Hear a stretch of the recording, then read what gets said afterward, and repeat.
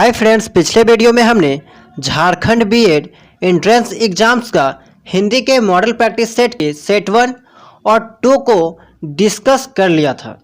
आज के वीडियो में हम लोग उसी को कंटिन्यू करते हुए मॉडल प्रैक्टिस सेट 3 को डिस्कस करने वाले हैं और इसके बाद हम लोग सेट 4 और 5 को भी देखेंगे। दोस्तों, इंग्लिश रीजनिंग और टीचिंग एप्टीट्यूड से रिलेटेड भी 5 मॉडल प्रैक्टिस सेट आपको जल्द देखने को मिलेगी। तो अगर आप इस चैनल में नए हैं तो चैनल को सब्सक्राइब जरूर कर लीजिएगा, क्योंकि इस चैनल से आपको बहुत हेल्प मिलने वाली है। तो चलिए वीडियो को स्टार्ट करते हैं। दोस्तों, सेट 3 का पहला क्वेश्चन है कि मानक हिंदी से क्या तात्पर्य है। यहाँ पे आपको 4 ऑप्शन दिया गया है, इसी में से आपको सिलेक्ट करना है कि आंसर क्या होगा। तो देखिए, मानक हिंदी से आपका तात्पर्य है कि साहित्यज्ञ पुस्तकों की भाषा। ठीक है, तो पहला का आंसर ऑप्शन नंबर ए हो जाएगा।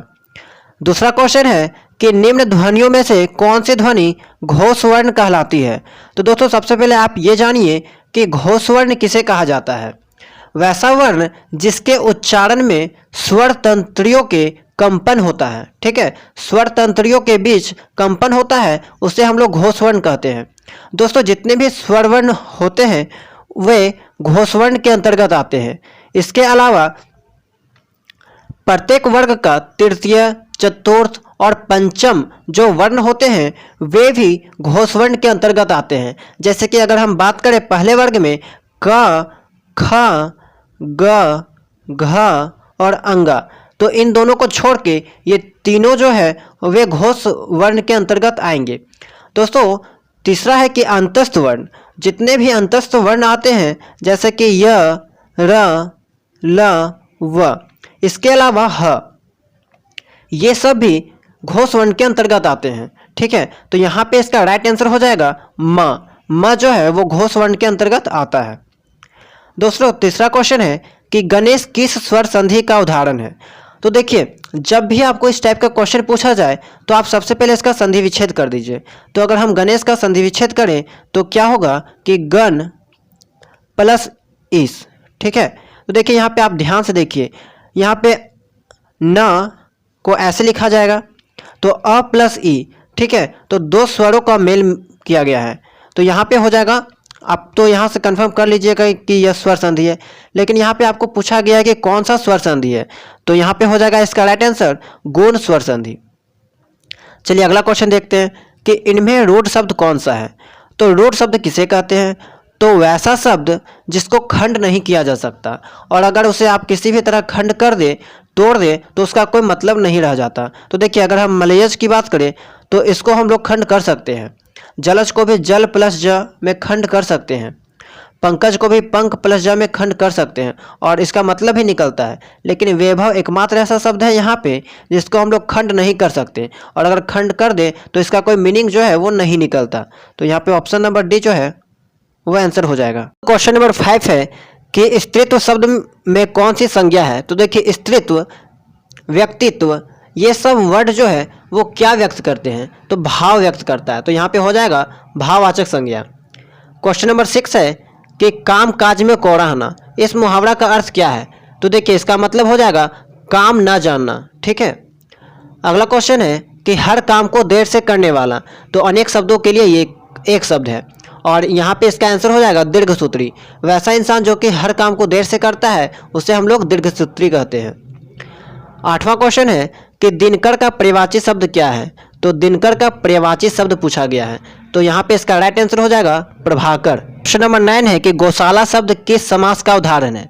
ठीक है, यहाँ चारों में से आपको आंसर सिलेक्ट करना है। तो देखिए, गौशाला जो है वो तत्पुरुष समास का उदाहरण है। जब आप समास के टॉपिक को डिटेल से पढ़ोगे तो आप ये सब क्वेश्चन को आसानी से कर सकते हो।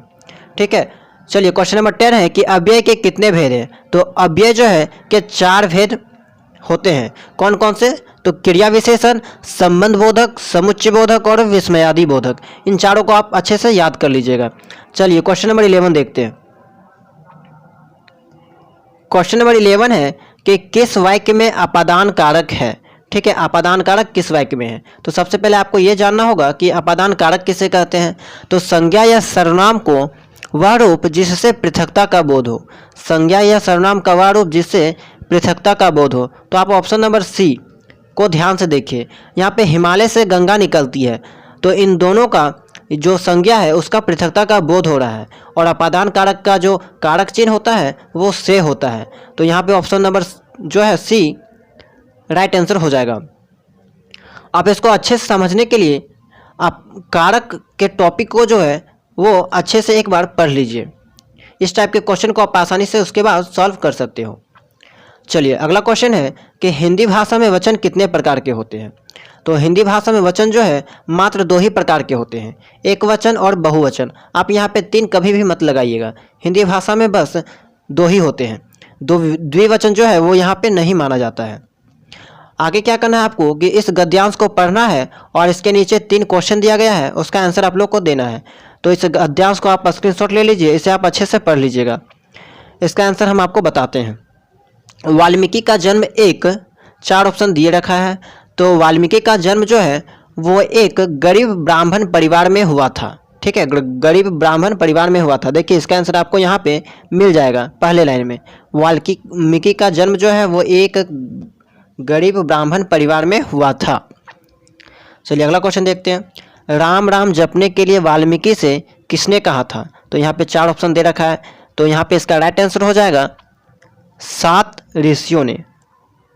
राम राम जपने के लिए वाल्मीकि से 7 ऋषियों ने कहा था। देखिए इसका आंसर आपको कहाँ पे मिलेगा, आप इसे खोजिए। देखिए एक बार जंगल में इन्होंने 7 ऋषियों को लूटा।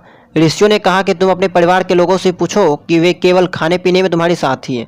देखिए यहाँ पे आपको इसका आंसर मिल सकता है, आप इसे पढ़ियो। देखिए ऋषियों ने उनसे राम नाम जपने को कहा, ठीक है, तो यहाँ पे 7 ऋषियों आंसर हो जाएगा। आखिरी क्वेश्चन है कि परिवार के लोगों ने वाल्मीकि से कहा, तो यहाँ पे 4 ऑप्शन दे रखा है। देखिए तो इसका राइट आंसर हो जाएगा ऑप्शन नंबर बी कि वे खाने पीने में उनके साथी है, पाप कर्मों के फल में नहीं। देखिए इसका आंसर यहाँ आपको मिलेगा कि हम तो, देखिए परिवार के लोगों ने कहा कि हम तो केवल खाने पीने में तुम्हारे साथी हैं, ठीक है, तो आप यहाँ से आंसर जो है वो आसानी से ढूंढ सकते हो। तो दोस्तों आई होप कि वीडियो आपको समझ में आया होगा। इसी तरह आप अगर सेट 3 सेट 4 के मॉक टेस्ट पेपर या फिर इंपॉर्टेंट क्वेश्चंस के सेट को देखना चाहते हो तो चैनल के साथ जुड़ जाइए, सब्सक्राइब कर लीजिए, और जल्द ही आपको रीजनिंग, टीचिंग एप्टीट्यूड और इंग्लिश से रिलेटेड भी 5 मॉडल सेट आपको इस चैनल में देखने को मिलेगा। तो चलिए मिलते हैं अगले वीडियो में।